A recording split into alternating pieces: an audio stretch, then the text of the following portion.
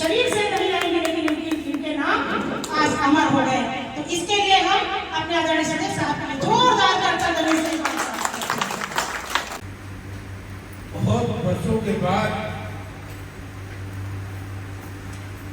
ये अवसर आया है। जब मैं पैदा नहीं हुआ, सन 52 में हमारी पैदाइश, सॉरी हाँ सन 52 में पैदाइश है और 50 की बात आ जा रहे थे। ये यहाँ पे हम लोग समकक्ष होंगे, हमारे दरोगा जी बैठे, हमारे डॉक्टर साहब बैठे हैं, हमसे बड़े भाई हमारे सुधीर जी आगे पीछे होंगे हम लोग। ये हम लोग बचपन से सुनते, बहुत हम लोगों ने संघर्ष किया। इस विवाद की बात और आज जो है हमारा उत्तर प्रदेश संयुक्त कोली महासभा 1950 हमारे संघर्षशील और वैज्ञानिक होंगे। मैं आज मैं रिसर्च और वैज्ञानिक कहूंगा। वैज्ञानिक इस पुस्तक के वैज्ञानिक और रिसर्च करने वाले देवल कुमार वैज्ञानिक हमारे सामने स्वदेश कोली जी पहले बैठे हैं। क्योंकि हमारे पुराने लोग आज नहीं, और उन्होंने ये जो ऊपर लेखन है वही समाज का आरक्षण से संबंधित बहुत ही, और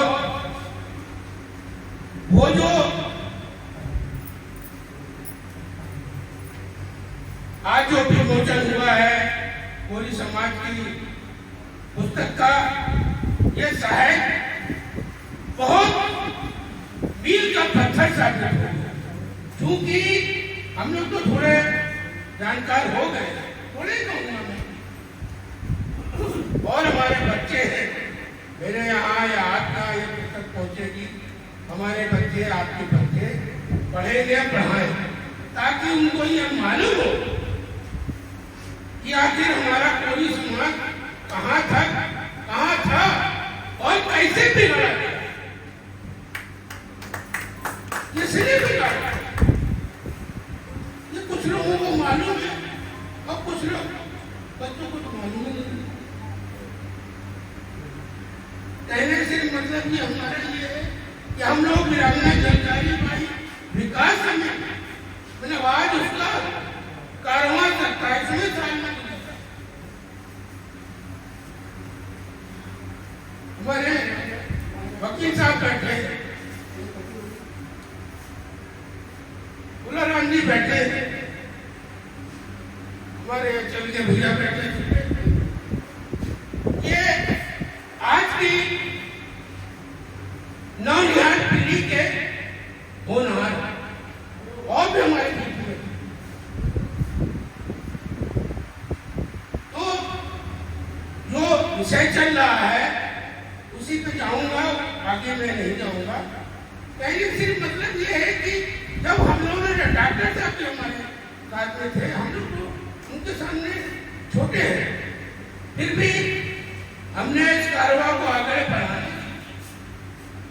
हमने अपने बुजुर्ग जो हमारे आज नहीं, डॉक्टर रामलाल कमलवंती जी, राधेश्याम जी,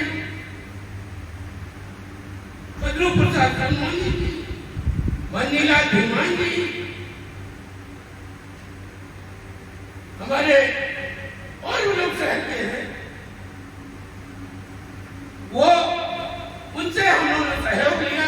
हमारे गोविंद जी भी थे, हमारे और शिवशंकर कमल महान जी, तमाम लोग हमारे शहर के पंजालाल सलैया जी, और हमारे चमनगंज का जो नाम ले रहे हैं, जो ये प्रस्ताव जो आज हमारा यहाँ पे इसके लिए हम लोग कहने करते हैं, उसको कानपुर से बढ़ावा देने के लिए उसमें संघर्ष करते हैं। करने के लिए हमारे रामनाथ कमलवंती जी, राधेश्याम पुरी जी और चमनगंज के कृपा संगठन कृपा राम, उन्होंने भी बहुत संगठन किया। और उसके साथ साथ हम लोगों को जो भी भवानी प्रसाद विशारद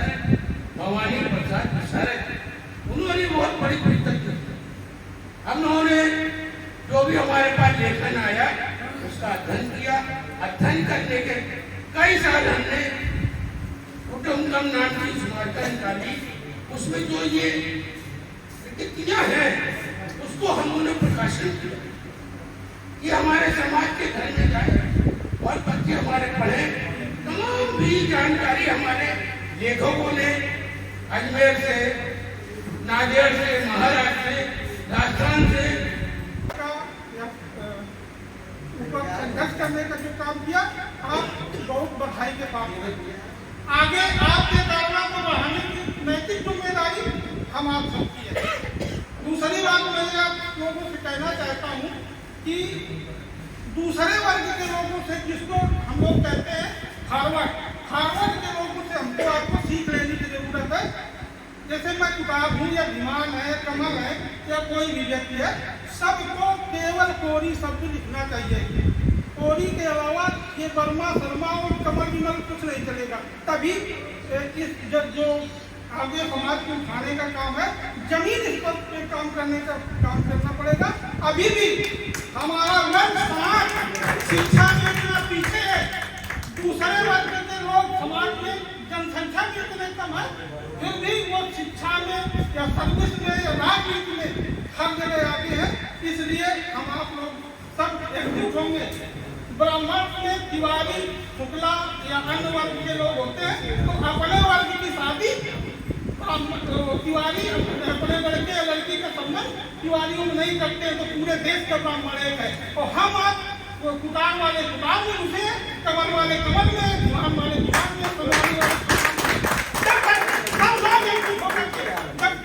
जात के नाम पर कोई समाज का बनता है, तो कोई लिखने में क्या फरमाते हैं आप संसद और निर्भय कोई ऐसी जात है, इसके ऊपर कोई दाग नहीं है। खुल करके लोगों को बताना चाहिए कि हम गोरी है। और जब तक बाबा साहब ने कहा था शिक्षा में भी जो गांव में आपसे हम ध्यान करते हैं, विशेषकर बुंदेलखंड में क्या है कि हमारी समाज का आदमी ये भट्टे में काम करता है, बच्चों को शिक्षा देना है। शिक्षा वो फैमिली का दूध है, जो जितना पिएगा उतना दहाड़ेगा। सबसे शिक्षा में हम कमजोर है, जनसंख्या के अनुपात में। सही बात सब कह रहे थे जनगणना में कमल विमल या कुटार लिखोगे, उससे कोई फायदा नहीं मिलेगा। जनगणना में पूरे देश के एकजुट होकर के केवल कोरी लिखो, और जब जानकारी हो जाएगी कि नहीं हम इतनी संख्या में, तब ताकत हमारी अपने आप बनेगी। और ये कारवां को आगे आप लोगों को बढ़ाने के नौ युवकों को जोड़ा जाए और गांव जा करके शिक्षा, केवल शिक्षा के प्रति जागरूक किया जाए। दूसरी कोई रास्ता नहीं है। कहीं ये देश ना हिंदू से चलता है, ना मुसलमान से चलता है, ना ये गीता से चलता है, ना कुरान से चलता है। ये बाबा साहब के संविधान से चलता है, और संविधान की किताब किसी के पास नहीं है। रामायण और गीता तो रखी होगी घर में, लेकिन संविधान किसी के पास नहीं है। ये जो फंडामेंटल राइट है, लोगों को जानकारी नहीं है, इससे शोषण होता है हम लोगों का। तो हमको आपको इस समाज को ये इससे क्या नाम बोलते हैं, जो कुरीतियां हैं समाज में और पाखंडवाद और अंधविश्वास से निकालना है। नहीं, अभी भी लोग उसी पुराने विचारधारा और पुरानी बातों में लगे हुए हैं। तो ये जब तक सब लोग मिल करके और नौ युवकों को जोड़ करके ये संगठन, और एक और बात मैं कहना चाहता हूँ कि उत्तर प्रदेश में और पूरे देश में इतने संगठन चल रहे हैं, मैं ये चाहता हूँ कि सभी लोग सब कुछ ये त्याग दें, ईगो त्याग करके एक संगठन बने, तब हमें एकजुट होंगे और तभी इस समाज का विकास संभव है।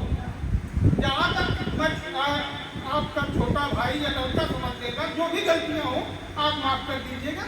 थोड़ा कड़वा बोल देता हूँ कभी कभी, कड़वा सब नहीं सही बोलिए, कड़वा सुनने की आदत है। हाँ ये तो मेरा सही बोलिए, आपकी मत मानिए। आप लोग बुजुर्ग हैं, हो सकता है गलतियाँ हो,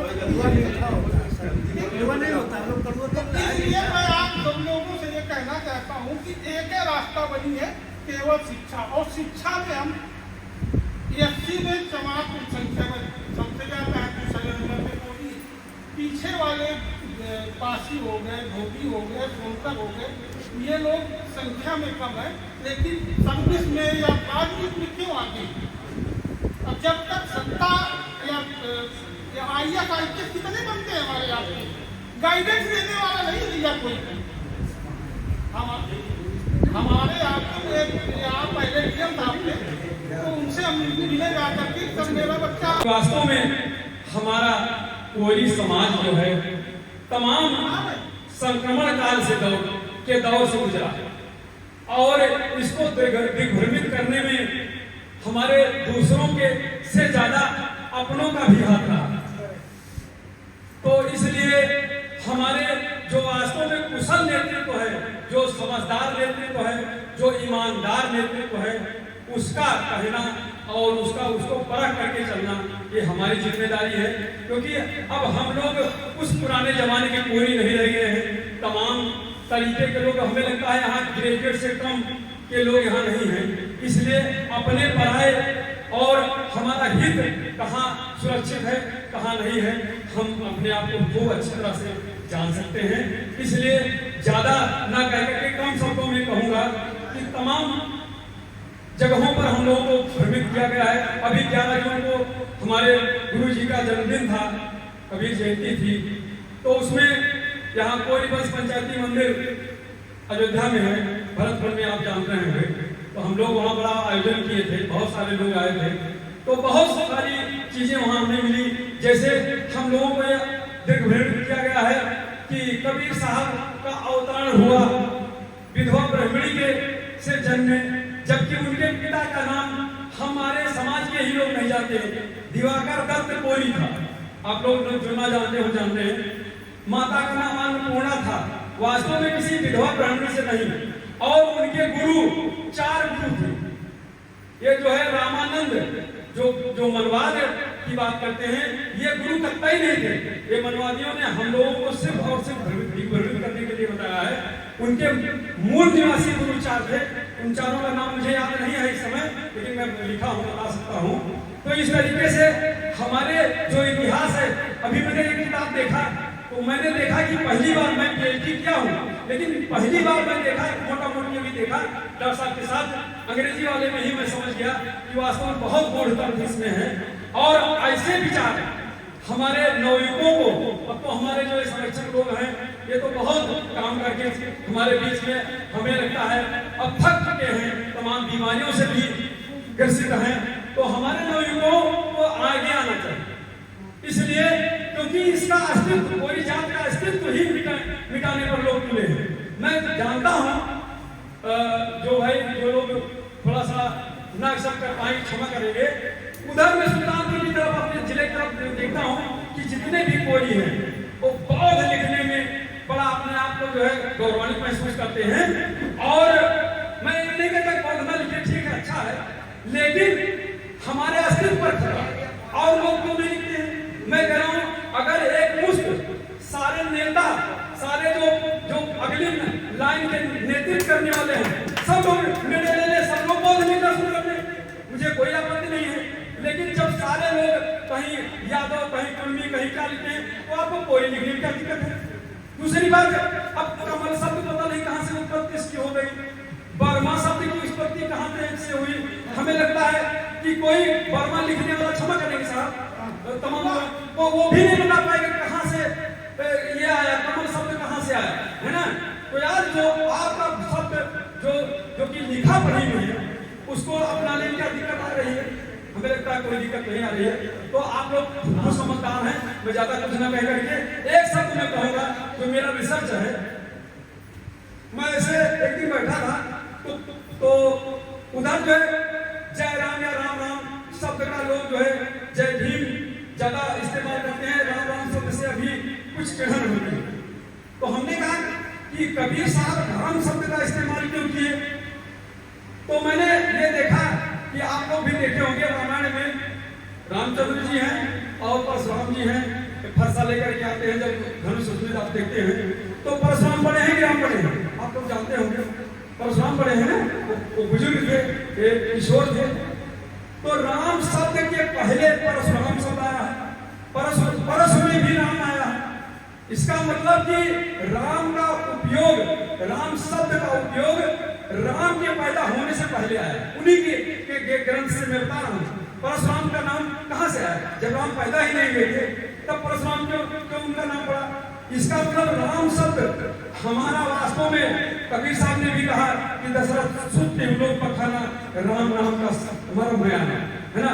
तो राम शब्द वास्तव में हमारे बुजुर्ग जो बैठे होंगे जानते होंगे कि हमारे बुजुर्ग जय राम नहीं करते थे, पहले क्या कहते हैं? भैया राम राम, भैया राम राम 2 बार करते थे। वास्तव में राम शब्द हमारा है। इन मनवादियों ने बहुत सारी चीजें हम लोगों से छीना है, उसी में से एक ये भी है। इसी के साथ मैं आप सभी लोगों का पुनः आभार करते हुए नमस्कार।